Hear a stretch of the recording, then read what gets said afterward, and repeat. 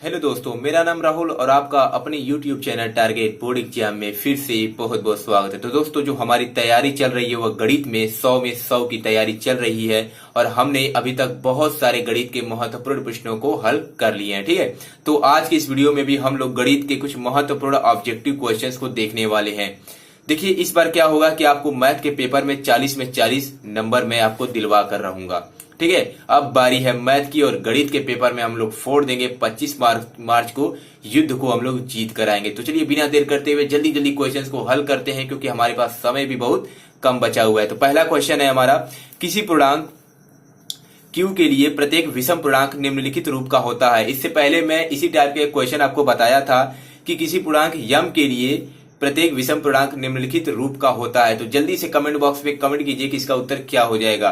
तो इसका correct answer हो जाएगा ऑप्शन नंबर डी, 2Q+1। क्या हो जाएगा? 2Q+1। दूसरा प्रश्न है हमारा कि 1 से 10 तक की संख्याओं में से सभी संख्याओं से विभाज्य न्यूनतम संख्या है। वेरी मोस्ट इंपोर्टेंट क्वेश्चन है, हर साल पूछा जाता है और हर बोर्ड एग्जाम में पूछा जाता है। ठीक है, 1 से 10 तक की संख्याओं में से सभी संख्याओं से विभाज्य न्यूनतम संख्या है। ऑप्शन नंबर ए दिया है 10, ऑप्शन नंबर बी दिया है 100, ऑप्शन नंबर सी दिया है 504 और ऑप्शन नंबर डी दिया है 2520। तो इसका करेक्ट आंसर हो जाएगा ऑप्शन नंबर डी, 2520। ठीक है, अगला प्रश्न है हमारा कि एक शून्येतर परिमेय संख्या, शून्येतर का मतलब होता है कि परिमेय संख्या हमारा शून्य नहीं होना चाहिए। एक शून्येतर परिमेय संख्या और एक अपरिमेय संख्या का गुणनफल होता है। तो देखिए, मैं आपको उदाहरण देकर बताता हूं। जैसे हमारे पास कोई परिमेय संख्या दिया है 2 और एक अपरिमेय संख्या दिया है √2। तो इसको जब हम गुणा करेंगे तो ये मिलेगा 2√2। क्या यह एक परिमेय संख्या है? नहीं है। ये कैसी संख्या है? यह अपरिमेय संख्या है। तो एक शून्येतर परिमेय संख्या और एक अपरिमेय संख्या का जो गुणनफल होता है वह सदैव अपरिमेय संख्या होता है। क्या होता है दोस्तों? सदैव अपरिमेय संख्या होता है। अगला प्रश्न देख लेते हैं। चौथा क्वेश्चन है कि निम्न में से कौन अपरिमेय संख्या नहीं है। ठीक है, निम्न में से कौन अपरिमेय संख्या नहीं है? ऑप्शन नंबर ए दिया है √10, ऑप्शन नंबर बी दिया है √24 और ऑप्शन सी दिया है √35 और ऑप्शन डी दिया है 121। तो देखो, आपको हल करना है। जो अंडर से पूरा का पूरा बाहर आ जाएगा वही हमारा परिमेय संख्या होगा और जो नहीं आएगा वह अपरिमेय संख्या होगा। तो दिया है अपरिमेय नहीं है, यानी इनमें से कौन परिमेय संख्या? तो देखिए, ये आपका ऑप्शन करेक्ट हो जाएगा, क्योंकि अंडर जो 121 है इसको जब हम बाहर निकालेंगे तो ये 11 × 11 हो जाएगा और ये बराबर 11 मिल जाएगा, जो कि परिमेय संख्या है। ठीक है, तो ऑप्शन नंबर 4 करेक्ट हो जाएगा, √121। अगला प्रश्न है कि 4 - √3 है। 4 - √3 है। ऑप्शन नंबर ए परिमेय संख्या, ऑप्शन नंबर बी अपरिमेय संख्या, ऑप्शन नंबर सी दिया है भिन्न संख्या और ऑप्शन नंबर डी दिया है पूर्णांक। तो आपको बताना है कि 4 - √3 है। तो देखिए, मैं आपको बता दूं कि अगर किसी अपरिमेय संख्या का किसी परिमेय संख्या के साथ योगफल हो या जो आपका ऋणात्मक यानी घटाव हो या गुणा हो या भाग हो, तो जो संख्या हमें प्राप्त होती है वह अपरिमेय संख्या प्राप्त होती है। क्या प्राप्त होती है? वह सदैव अपरिमेय संख्या हमें प्राप्त होती है।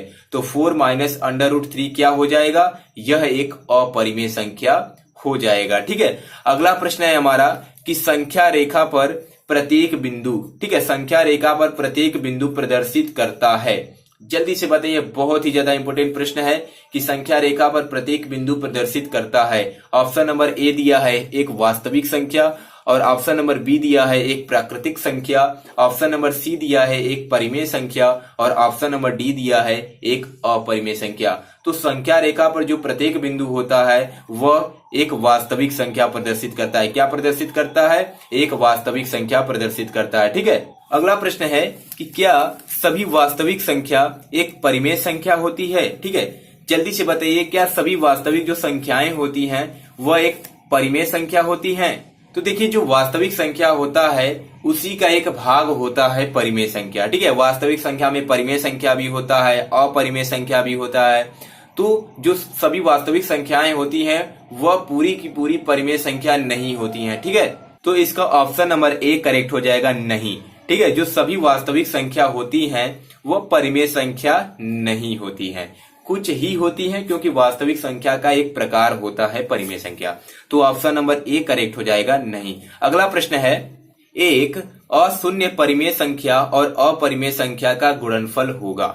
अभी मैंने पिछले मतलब क्वेश्चन में भी ऐसा ही क्वेश्चन मैंने आपको बताया था। तो वही क्वेश्चन ऐसे भी दे सकता है कि एक अशून्य परिमेय संख्या और अपरिमेय संख्या का गुणनफल होगा।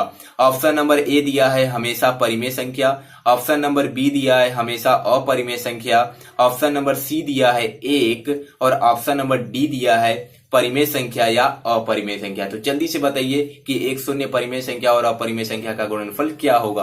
तो अभी मैंने आपको बताया कि अपरिमेय संख्या का अगर परिमेय संख्या के साथ हम गुणा करें या भाग करें या योगफल करें या घटाव करें तो हमें अपरिमेय संख्या ही प्राप्त होता है।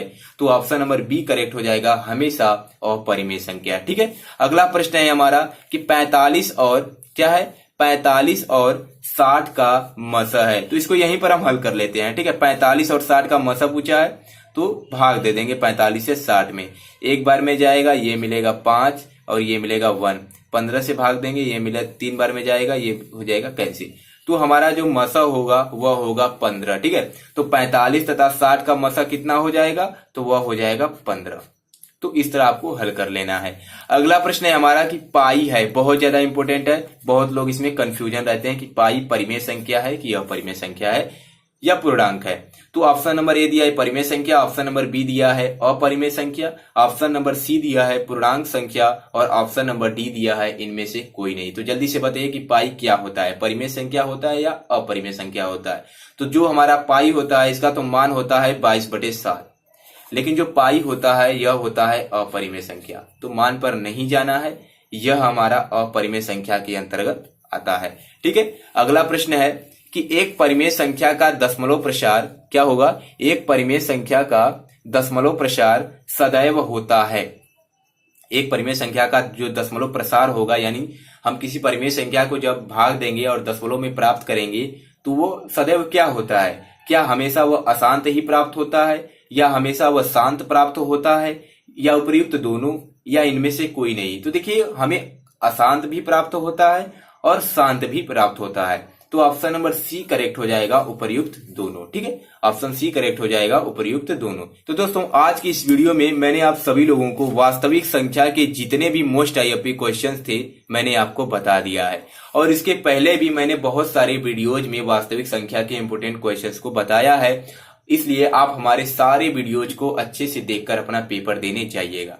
अगर सारे वीडियोज को देखकर जाते हैं तो आप जरूर अच्छा करके आएंगे, आप अच्छे नंबर भी लाएंगे। ठीक है, तो 25 मार्च को आपका गणित का पेपर है, जाइएगा और 40 में 40 का करके आइएगा। ठीक है, जिनका अभी ऑब्जेक्टिव पेपर होने वाला है, और सब्जेक्टिव के लिए भी मैंने कई सारी वीडियोज बनाई हैं जिनमें मैंने बहुत सारे इंपोर्टेंट क्वेश्चंस को बताया है, और आगे भी मैथ की बहुत सारी अभी वीडियो आने वाली है। तो चैनल पर नए हैं तो चैनल को जल्द से जल्द सब्सक्राइब कर लीजिए। तो चलिए मिलते हैं नेक्स्ट वीडियो में।